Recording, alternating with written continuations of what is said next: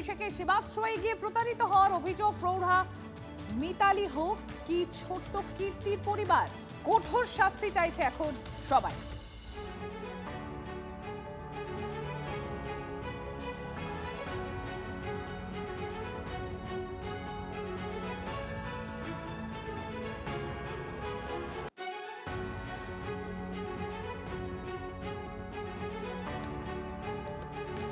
অভিষেক ব্যানার্জির কাছে আমার ছেলে বারবার গেছে।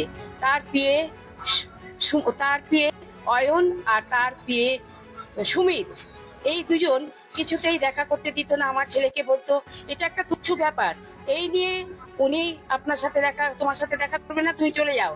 বা পাশে বসে চা খেত অভিষেক ব্যানার্জি, সে নিজেও যেন শুনেও শুনতো না, দেখেও দেখতো না, সে কোনো গুরুত্ব দিত না, সে সমস্ত কিছু এড়িয়ে যেত।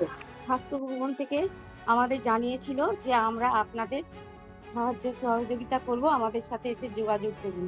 এই জন্য অনেক ধন্যবাদ দিই যে আমাদের কথা তো স্বাস্থ্যমন্ত্রী ভেবেছেন, চিন্তা করেছেন, যেন সুষ্ঠু বিচার হয়।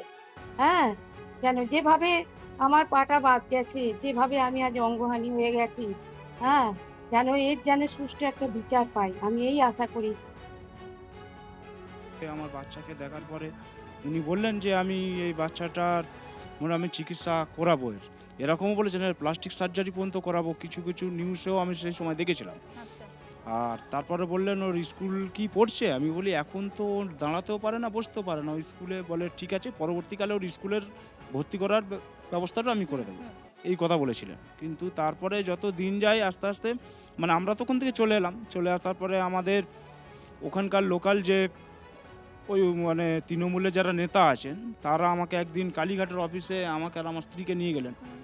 তো নিয়ে যাওয়ার পরে ওই অফিসে ওখানে ডক্টর শান্তনু সেন বসে থাকতেন আর অয়ন ঘোষ দস্তিদার। ডক্টর যে শান্তনু সেন উনি একটুখানি বলতেন এখানেই বা এসছেন কেন, এরমভাবে বলতেন আমাকে। আমি সেই সময় আপনি তো নিজে জাননি না, আমাকে ডাকা হয়েছিল, হ্যাঁ, কিন্তু যখন উনি ওই কথা বলতেন তখন আমার আর ওখানে দুবার যাওয়ার পরে আমার আর ভালো লাগতো না।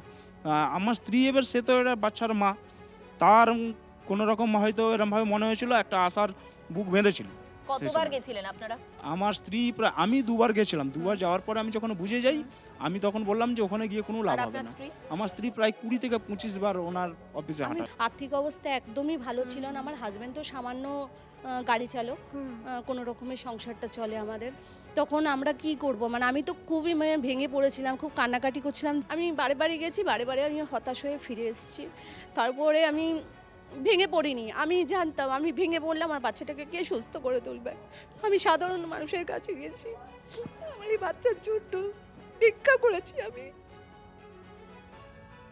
সেবাশ্রয়ে ভুরি ভুরি দুর্নীতির অভিযোগ, বিধানসভায় দাঁড়িয়ে অভিষেক ব্যানার্জিকে নিশানা মুখ্যমন্ত্রী শুভেন্দু অধিকারী। চিটিংবাজ ভাইপোকে কেউ বাঁচাতে পারবে না, একবার ভিতরে ঢুকলে আর বেরোতে পারবে না, হুঁশিয়ারি মুখ্যমন্ত্রী। সেবাশ্রয় দুর্নীতিতে শিশুর হাত, মহিলার পা বাদ গিয়েছে, হাসপাতাল থেকে ইউএসজি এক্সরে মেশিন বাইরে নিয়ে গিয়েছে ভাইপো, মেয়াদ উত্তীর্ণ ওষুধ বাজেয়াপ্ত হয়েছে। বিধানসভায় বলেন মুখ্যমন্ত্রী, শোনাই একবার।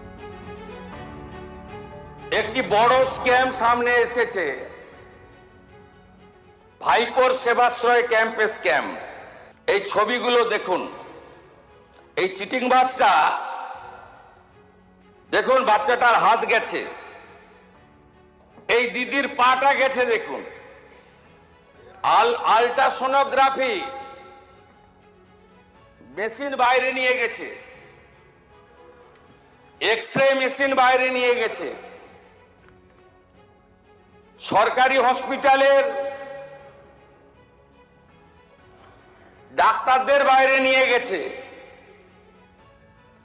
মেডিকেল কলেজের স্টুডেন্ট মুখ্যমন্ত্রীকে চিঠি দিয়েছে, মেডিকেল কলেজের স্টুডেন্ট ডাক্তার হতে পারে, চিকিৎসা করতে পারে, তো একবার ঢুকলে বেরোবে না, এ তো খুনের মামলা, একে কেউ বাঁচাতে পারবে না, এই চিটিংবাজ ভাইপোকে কেউ বাঁচাতে পারবে না। আগে তো সবকে তুলবো, সব আল্ট্রাসোনোগ্রাফি মেশিন সিজ হয়েছে, সব এক্সরে মেশিন সিজ হয়েছে। দিলীপ মন্ডল তার গোডাউন থেকে এই সকল সেবাশ্রয় 25-এ ওষুধ সিজ হয়েছে, যেটা 21 সালের ওষুধ, এক্সপায়ারি ওষুধ দিয়েছে। যাদের হাতে আমাদের প্রাণ, তাদের জানাই সম্মান। TV9 Bangla health conclave.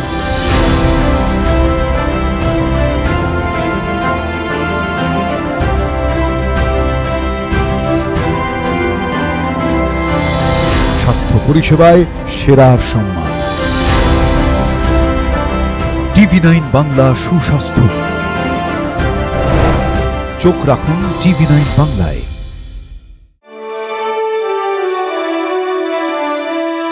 Co-powered by Jagannath Gupta Institute of Medical Sciences and Hospital. Trophy partner, আপনার স্বাস্থ্যের সার্বিক সুরক্ষায় হেলথ চেক, বেহালা চৌরাস্তা, গ্রিনফিল্ড সিটি। নলেজ পার্টনার, পরীক্ষায় ভালো রেজাল্ট মানেই কথাও কাহিনী প্রকাশনী। Special partner IQ CT knowledge and health campus Durgapur.